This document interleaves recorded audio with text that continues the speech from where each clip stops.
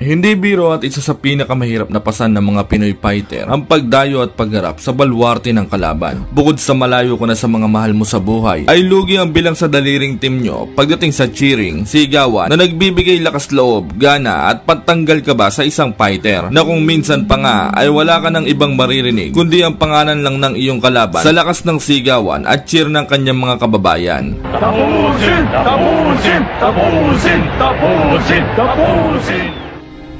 Matapos ang tatlong impresibong panalo sa labas ng bansa ng tinaguriang The Silent Assassin ng Philippine Boxing na si Miel Fajardo,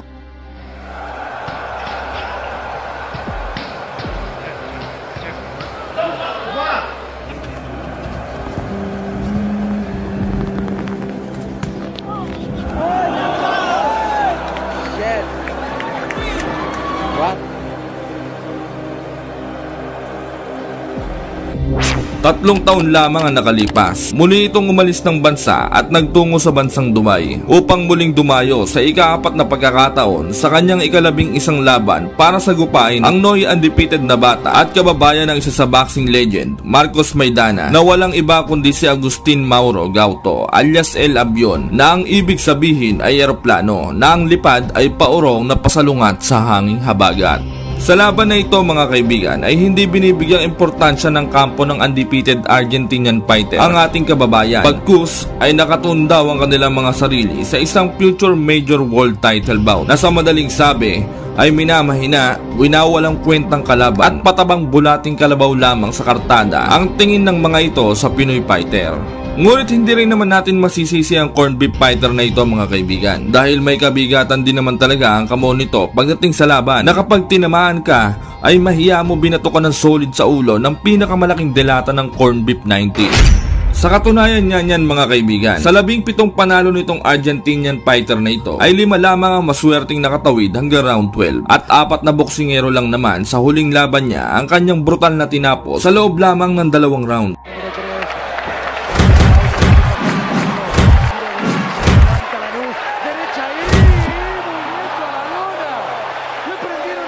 En la primera definición acá había una marca Martín antes del límite de jurado, las veces que había perdido. Cayó en cámara lenta y la toalla vuela detrás.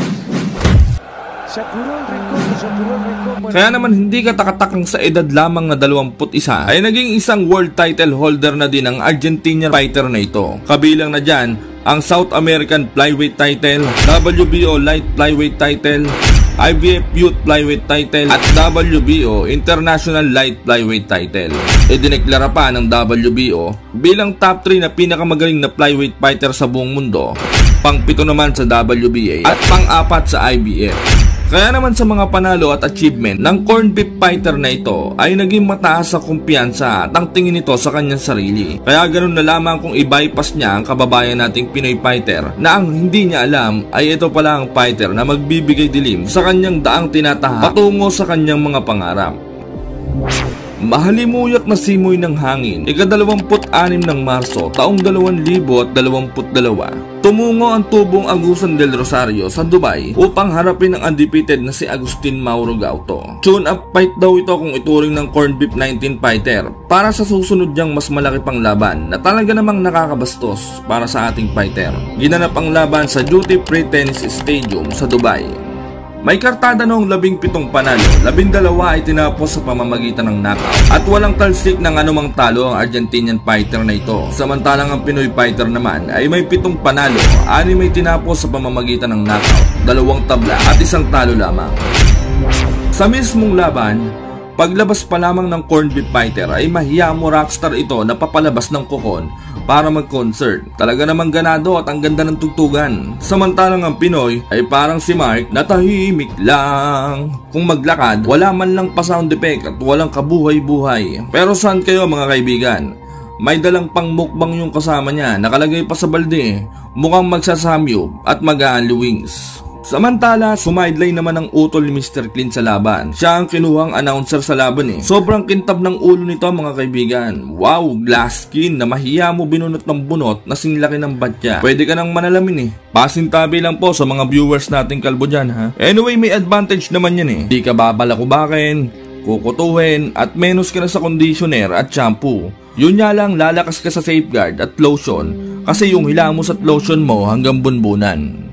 Habang ipinapakilala naman ng announcer ang ating kababayan, ay mantakin nyo ba namang binulyawan ito ng mga Argentinian na kababayan ni Agustin na talaga namang nakakabastos dahil hindi naman mayabang at wala namang atraso sa kanila ang ating kababayan.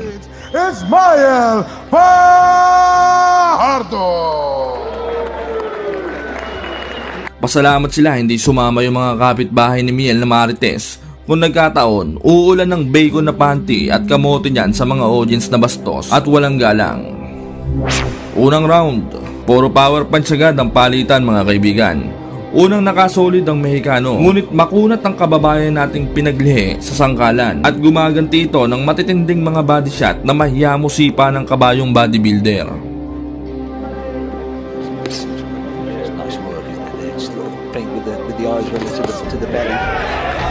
Jab to the head.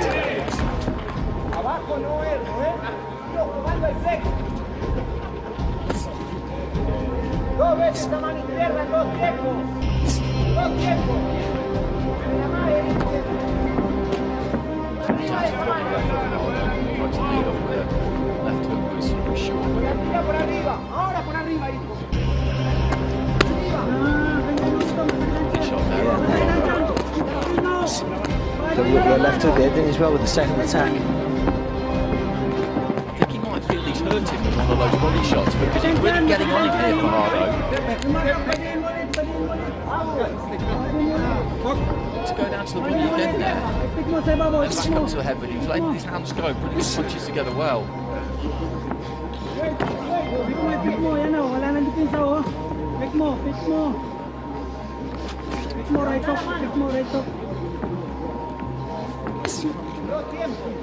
Solid jab in there from Galto. He's been a bit busier. He closes the space down when he throws that jab, doesn't he? Steps into it. And he needs to because Fajardo just stays kind of on the board and he takes those feet out well. Do you think he got through solidly with one of those body shots? Yes, and particularly the second one for me. He's just gone into a shell a bit, hasn't he? Galto. Not hugely, but something registered there, definitely. Into the final minute of round one. Sharp lifted over here from Fajardo there, left uppercut, left hook. A nod of the head there from Galto. They both land at the same time. He's having a good opening round here. Filipino fighter. This is all ready. Bago matapos ang round 1, ay isang kahindik-hindik na suntok ang tumama sa bahay gilagid ng corned beef fighter. Tinamaan ito ng solid na left hook na mahiyamo hinampas ng Coco Lambert na bako-bako. Shot. Oh, beautiful left.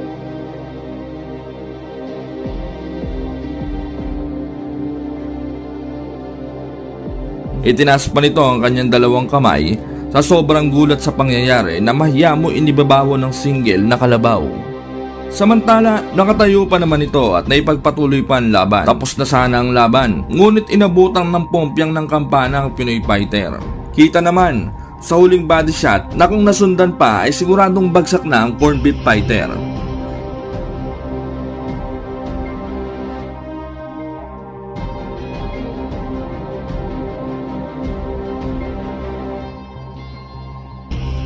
Round 2, halatang lambot na ang Argentinian, samantalang ang Pinoy halatang gusto nang tapusin ang laban. Start of the round and he's almost kind of dragged down to on his knees quite down to his knees. The gloves touch down as well, but Fajardo just got to get on top of it. He just needs to stay low for Fajardo and then come in with that left hook. Oh, good fight back there for Galto. Oh, good left hook. Galto hit by left hand, but he's trading here, which could be a problem. Good upper body movement from him. He shifts another left hand, big left hand again there. He touches down with the glove. It was a knockdown. The referee didn't give it a second. Left hand puts him onto his back, and he's just so fragile in there at the minute. That's the problem. He's letting his own hands go. He's showing a ton of bravery and heart in there, but every time he gets hit clean, he's going to go down, and he's going to get hit clean because he's wide open at times. What's the referee doing? Well, the referee's given him extra time there. He missed the knockdown. There was a touchdown with the glove which he missed, and then he was put down. Fajardo just looking for that left hook. Every single time he can throw it, he is throwing it. dipping low at the waist there, touches down with the glove again and the referee doesn't see it. That's another knockdown. There's been about 4 knockdowns in this round. It's a tremendous action, it really is. It is, it's superb. 1 minute 40 remaining in round 2. Oh, good shots. Oh! Another big left hand, and he's taken those two somehow. He's thrown back himself. He goes down to his knees, more in exhaustion than anything else, but the referee does count him this time. The corner are looking on there, the Argentinian corner. I don't really know how much more of this I would need to see if I were them. This is a critical stage of his career, of course. He's 17-0. But I think he's done here, and it's only a matter of time, isn't it? Big left hand again there, the referee jumps in, and that's a good decision from the referee, who missed a couple of touches. Mula sa bayan ng mga palabang walang inuurungan sa pakikipaglaban, pakikipagpatayan at handang makipagbasagan ng nguya-nguyaan sa mga tikbalang at mambabarang, lupang sinilangan ng mga bayaning matatapang na lugar kung saan nagmula sa salitang pakikipagpalitan ng kalakal na kasing kahulugan ng Cebu o Cebu na ngayon ay pinangalanan ng Cebu City. May isang bata ang pinalad na makakain ng ipinakalat sa buong mundo na makapangyarihang prutas ng goma-goma na walang iba kundi si Jack Tepora alias El Capitan na tirador ng Gin Capitan. Ibang klase nga po ang kababayan natin na ito, mga kaibigan, dahil sa edad nga lang po nitong 7 taong gulang ay nakikipagsuntukan na ito sa mga tarantado at sisiga-siga sa mga kalsada. Hindi daw po pwede sa kanya mga batang hahamog-hamog at hahambog-hambog at talaga namang makakatikim sila sa kanya ng bigos de alimpungatan na singlakas ng hampas ng parando ni nanay na singlaki ng pala. Matindi ang pinagdaanan ng kababayan natin na ito, mga kaibigan, dahil katulad din ng ating pambansang angas at pambansang kamaong ay kahirapan din ang unang pinagdaanan at dinanas nito bago niya matungtungan ang kung anumang meron siya ngayon. Ginamos, kamatis, kangkong, water lily, bermuda grass, malunggay, kantutay at kamuting kahoy ang talaga namang nakapagpatindi na singaw ng kapangyarihan ng ating kababayan na ito, mga kaibigan. Ikaw ba naman kumain ng kamote na nga? Kahoy pa, talaga namang magmimistulang plywood na 3/4 ang mga abs mo, bigat ng mga suntok at tigas ng nguya-nguyaan mo. Ngunit kung bago at kakapadpad mo lang sa channel na ito, mga kaibigan, ay baka naman pwedeng makahiling sa iyo ng isang like, comment, at higit sa lahat ay subscribe. Pakisampigan mo na rin ang kampana dyan sa tabi para buhay na mano ka palagi sa mga bago kong upload. Kasabay ng banayad at suwabing langit-ngit ng kisame sa mga borders ng boarding house, kauna-una ang araw ng Hunyo taong 2019, masusubok ang pagiging dugong mandirigma ng ating kababayan na tinaguriang Gin Capitan with C2, mga kaibigan. Dahil itinapat lang naman ito sa isang boksingerong anak ng maligno na walang ibang kundi si Jose Gallegos na tirador ng MP Lights. Magkakasubukan ng tama ng Gin Bulag kontra sa MP alias Patis Lights, mga kaibigan. Si Jose Gallegos alias MP na long neck ay isang bastardong Amerikano. Hindi daw uso ang salitang respeto at takot sa buhayang ito, mga kaibigan, dahil ibang-iba ang kultura na kinalakihan nito kumpara sa atin. Ika nga nito ay wala daw siyang sinasanto, maski nga daw si Santa Claus at Poncio Pilato. Ang hangad lang daw at ang laging hanap ng kanyang katawan ay ang maghapong bugbugan, kaya hindi daw buwang araw niya kapag hindi siya nakakasapong at nakakasampigan ng mga tampalasang halimaw.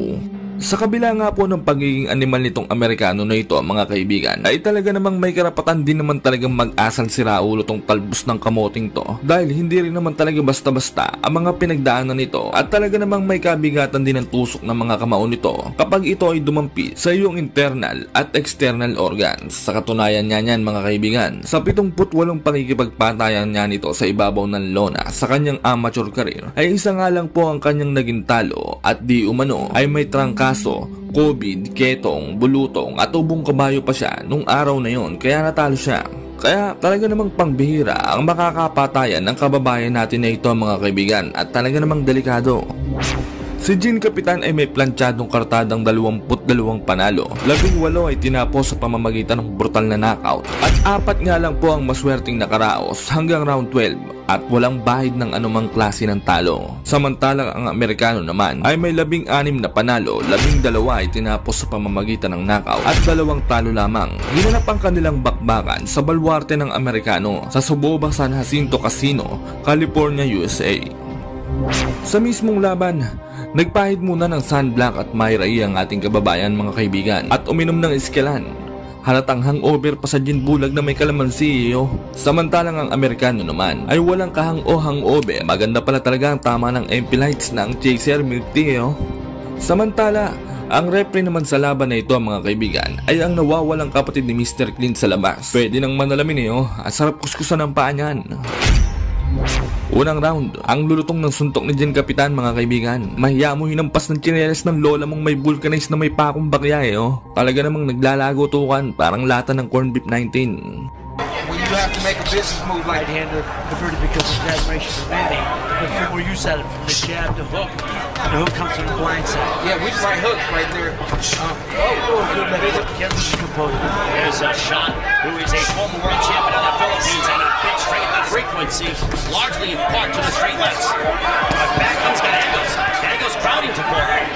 Double left right there, straight left and then a hook excuse me, straight in right there for the Gallegos. I think they don't roll. It's never good when a guy bangs on you. There it is. Gallegos, he caught Tabora and he backed him up for a brief moment. On the Filipino. There's a big... A lot of these guys are emulating a lot of Manny's moves. He sets you up, comes from weird angles. Yeah, it's always from the weird angle. He stands a Jack Tabora. Stop, let him up. Round 2, malapalos ang ating kababayan. Ang galing ng depensa. Mahiya mo katrabaho mong may kabit sa trabaho Hindi mahuli-huli ng kanyang misis. Samantala, epektibo ang mga jab at counter ng ating kababayan. Kaya lumalamang ito sa mga patama. Over me smiling, he's sitting right here ringside. Either one of two things, either they're not ready for this moment. Anyway, right now I think they're both fighters are working really well. Use both hands, and both guys look strong. You know, I like Gallegos. When he gives Tabora the chance to bring it.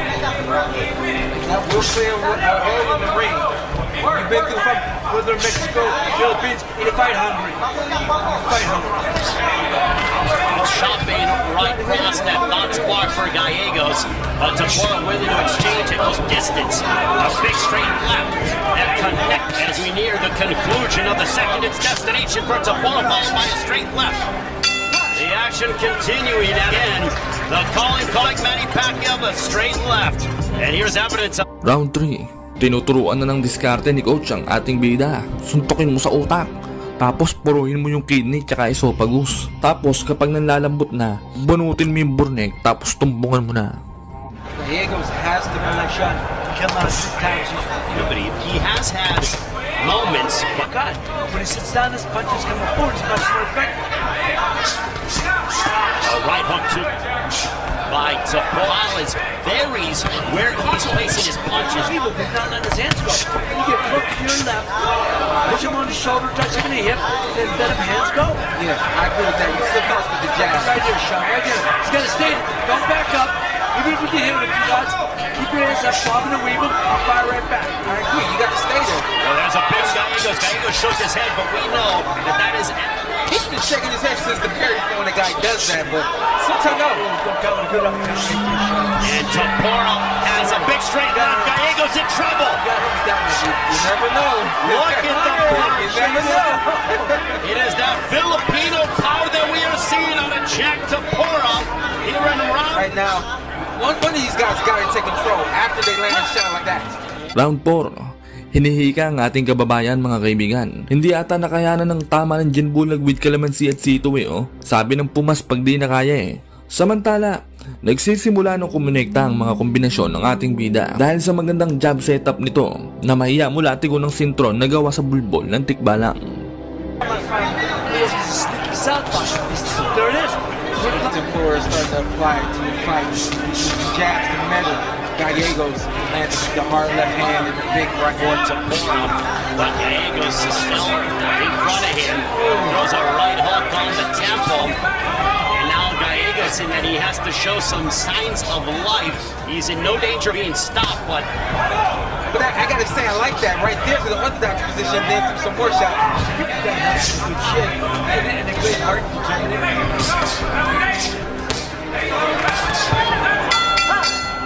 Round 6, wala pang naipapanalang round ang Amerikano at ang tanging paraan na lang niya para manalo ay ang patulugin niya ang ating bida. Kakaselfon at kakapulutan mo yan Nagmukbang ba naman ng pulutan sa inuman? Decent for both guys. Big straight left and the right hook. Hey, you gotta keep coming forward. Boxing experience, It's no, he doesn't have the experience for that yet, Sean. And Bats Gallegos is allowing him to do so on our cage of Gallegos. That's right there. It's right there. He took 2 steps forward, 6, and flow together. And it's being very calculated and demonstrates. Round 8. Matitindi ang gasolina ng dalawang magkalaban na ito, mga kaibigan. Talaga namang parang mga hindi napapagod oh. Mahiyamang mga kalabaw na nakakobra, Red Bull, Rubicon, Planax at Skelane oh. Samantala, di talaga makasabay ang Amerikano sa bilis at galing ng ating kababayan. And comfortable as it has been. And connected by Gallegos. Tapora took it. He's looking at when the fight. Literally took the punch, put his head in the chest back with a couple left hands. And here's the thing: at this point in the fight, defense, that's right. Stuck him at shin, and he's determined. There's a big right hand, another one, two big right hand, very big left hand, followed by a right hook. Gallegos says, "Come on!" Now we're seeing the ferocity, and we're seeing the. Look at this, that big right hand. Big right gone this whole night. I love this. I love this right here. Right here. Final round. Pinainom na ng amoxicillin at penicillin ng ating kababayan, mga kaibigan. Napuruan sa kaliwang pisngi oh. Samantala, dito na gagawin ng ating kababayan ang mala matrix at gumagawang galawan. Kaya naman talagang napasigaw na ang 2-time world champion na si Shawn Porter ng Holy Macaroni. Marcos and gentlemen, you saw me. I'm gonna rip a shot off on your chin. It's something. They look at me and they're looking at me. We're gonna win. It's gotta be a knockout. Gallegos forward, realizing he seems to be with Nick's fight. Knockout streak is probably gonna happen. You keep throwing punches, you catch him. You gotta appreciate that. And he kept the fight interesting. There's a nice right uppercut by Tapora. Says, "Come on, let's do this." Oh, go ahead. Go ahead. The bravado. Wheel the honor here's of Gallegos on full display. At this point, you of Tapora. I love quick hands. I'd like to see him fight Leo Santa Cruz. I'm not saying Leo Santa Cruz is my favorite fighter. With Ray, I think that would be a really good fight. He's good movement at the Tapora. Jack Tapora mixing it up at the end of this matchup against Jose Gallegos. And Gallegos through one. Ayon sa pangangaral ng Budismo, ang karma ay isang masama o kaya bangang intensyonal, mapasalitaman o aksyon na naglalayong bumalik sa iyo sa di mo inaasahang pagkakataon. Kaya sa mga nagbabalak na gumawa ng kalokohan at kasamaan dyan sa kapwa o anumang nilalang at bagay, ay mag-isip-isip muna kayo ng mabutit, uminom ng gamot pampakalma at sikipan ang 2 tornilyo ng inyong mga sentido gamit ang vice grip na diuling na gawa sa kamote. Napakarami ng nasampulan ng hagupit ng karma, mga kaibigan, partikular na sa mga combat sport na talaga namang pinagigilan ng mga fans dahil gusto nilang karmahin at gumapang sa talbos ng kantutay at cactus ang mga hambog at mayayabang na fighter. Paano nga ba naman? May mga animal na fighter na talaga namang tila na may personal at nananakit kahit hindi pa man nagsisimula ang kanilang mga laban. Pero sabi naman po ng ibang mga boxing analyst, ito daw po ay isang uri o paraan lamang ng pagpopromote ng laban upang maging kapanapanabik at kaabang-abang ang napipintong patayan. Para daw tumaas ang bentahe, siguraduhin tangkilikin at malaki ang kitain ng laban. Dahil sabi nga nila, ang boxing ay isang uri ng negosyo o pera-pera lamang. Pero kahit na ganoon pa man, mga kaibigan, ay kapag isang literal na hahambog-hambog at babastos-bastos na tampalasang pinaglihi sa kamoting binagoongan sa binangonan ang makakalaban ng mapagkumbaba at tahimik na fighter, ay talaga namang magkikiskisa ng mga nguyang-nguyaan at gums to gums ng mga boxing fans. Lalong-lalo na kapag mukhang puyat na may baking puset ang datingan, ay talagang tataas ang blood pressure at bababa na rin ang testosterone level mo sa inis at galit. Kagaya na lamang ng nangyari kay Adrian Dacolocoy Broner, na tirador ng binangbangang kamote. Napakawalang iya ng boksingerong ito, mga kaibigan, at sobrang kalawang na mga lumalabas sa tabas ng bunganga. Mahiya mo pinaglihi sa puwit ng kalabaw na may pasak ng pacifier na singtaba ng poste ng kamote Napakalakas pang mang-asar. Akala mo naman makapangyarihang engkantong may brilyante ng tinga at kulane. Ang hindi niya alam, ang kinakanti niyang boksingero ay isang malignong lamang lupa na may lahi ng mga may anger management na tikbalang sa lakas ng mga suntok. Kaya naman sa mismong laban ay talaga namang bugbog na alimpungatan ang kanyang inabot, na sa sobrang bugbog ay nagmistulang kulaning tinantusan ng palakang kinangkang ng 10 kabayong sakang na walang balakang ang sinapit nito.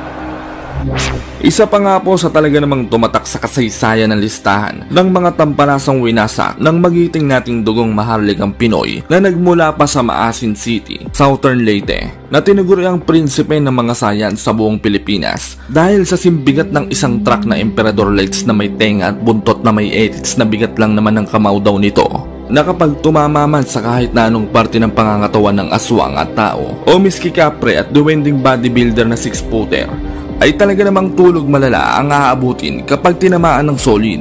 Ngunit sa kabila nga po ng pagiging makapangyarihan ng kababayan nating ito mga kaibigan, na walang iba kundi si Prince Albert Pagara, ay mantakin nyo ba namang nakuha pa ring bastusin ito ng isang hampas lupang putik ng inasikasong may trangkasong kabayong may lahing adobong burnek? At talaga namang sinubukan ang pagkalalaki at pagkahali-halimaw ng ating nag-iisang bidang mananabas. Napakawalang hiyang nilalang nito mga kaibigan. Kita nyo naman sa larawan na mukhang antok na masigla na nasobrahan sa vitamin J, A, K, O at L ang datingan nito. Ngumisipan ng bahagyayo ay mahiya mo na maretiradong atorning walang naipanalong kaso. Gusto ng balusubasi ng ating bidang halimaw kahit na weigh-in pa lamang mga kaibigan. Pinektusan ba naman at talaga namang kinonjantang maigi ang baba ng ating bidang halimaw nang para bang wala ng bukas. Samantalang ang ating bida naman ay tila natatawa pa at parang may masamang binabalak na mahiya mo pusang nakatingin sa nakataklob na tulingan ng kapitbahay at bumulong nang mamaya ka sa akin. Talaga namang sisiga-siga kung umasta ang maanga sa tambog na mahiganong ito mga kaibigan. Akala mo naman talaga uubra ang pagiging class S na halimaw niya sa ating nag-iisang prinsipe ng mga sayan. Bukod niya po sa kaangas-angasan na ipinamalas ng Mexicanong si Jesus Antonio Rios sa kanilang weigh-in na kapatid sa ampon ng nanay ng kabit ng lolo ng tita tiyuhin ng pamangkin ng hipag at biyena ni Brandon the Punching Bag Rios, ay napakarami pa nga rin pong kabalasubasang mga salita ang lumabas sa puwerta ng bunganga nito. Kukutusan daw niya large at small intestine ng ating bida sa pamamagitan ng umaapoy na body shot at kakalad ka rin papanhig papalabas ng lona gamit daw ang sinulid na gawa sa kangkong. At tatapusin na raw nito ang namamayag pag nakarera ng ating bida at papatikimin ng pinakamapait na uri ng pagkatalo na hindi daw niya malilimutan hanggat ito ay humihinga pa sa ibabaw ng daigdig. Dagdag pa nito ay papartidahan daw niya ang ating nag-iisang prinsipe ng mga sayan. Parehas kaliwang sapatos daw ang kanyang gagamitin sa laban at plastic labo naman daw ang kanyang gagawing medyas at hindi daw ito todo ang kanyang lakas at kapangyarihan dahil para daw sa kanya ang mga Pinoy ay mahihina dahil sobra daw ang pagkain natin ng kanin na siyang pangunahing nagpapahina ng pangangatawan ng isang nilalang na tao. Ngunit lingid niya po sa kaalaman ng Mexicanong tirador ng binulbulang sayote ay ginamos at kamote ang pangunahing pagkain ng ating nag-iisang prinsipe ng mga sayan. Kaya naman purong-puro ang pangangatawan nito at talaga namang malakalabaw na siniksik sa lakas ng kamao at galawan. Subalit sa kabila nga po ng mga kayabangan ng animal na Mexicanong ito ay may pagmamalaki din naman talaga ang damukos na ito mga kaibigan. Sa katunayan niya po niyan, sa naging amateur career nga po nito sa boxing ay nakapagtala lang naman po ito ng tumataginting may 111 panalo at 3 nga lamang po ang kanyang naging talo. Kaya ibang-iba din ang kalibre at hindi basta-basta ang kapangyarihan ng Mexicanong ito na anak nga po ng mag-asawang mambabarang at manananggal na may scoliosis at polio.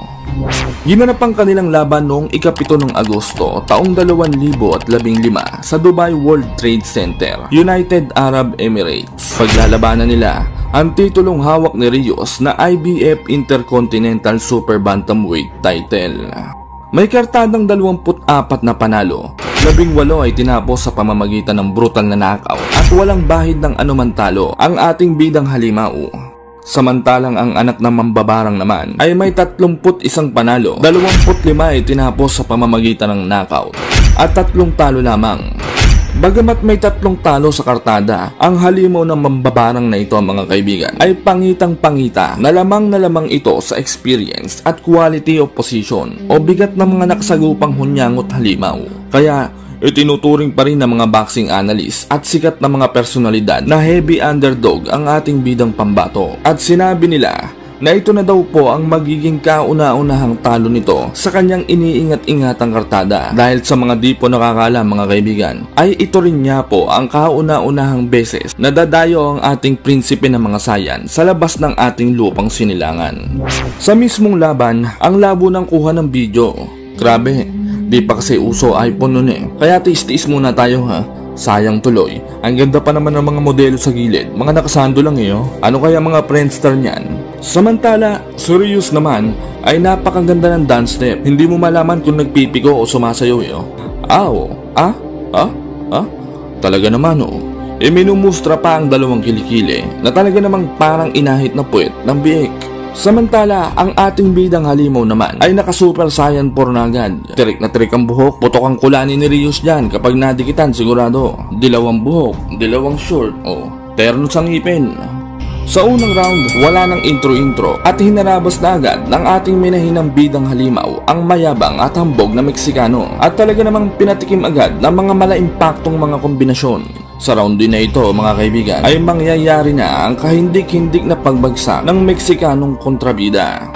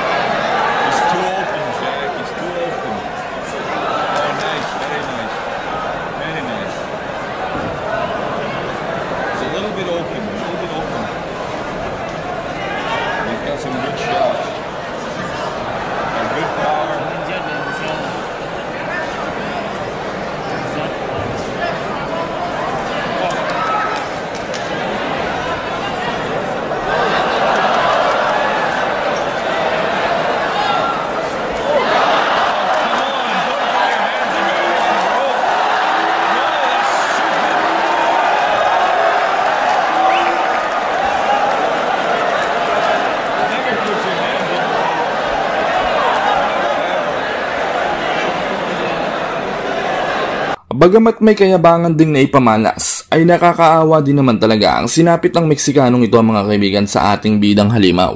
Hindi na ito nakabangon sa pagkakabagsak mga kaibigan at kinailangan pang bigyan ng oxygen. Makahinga lamang dahil muntik na nga po itong mapaslang ng ating bidang super saiyan na kalabaw sa sobrang lakas nito.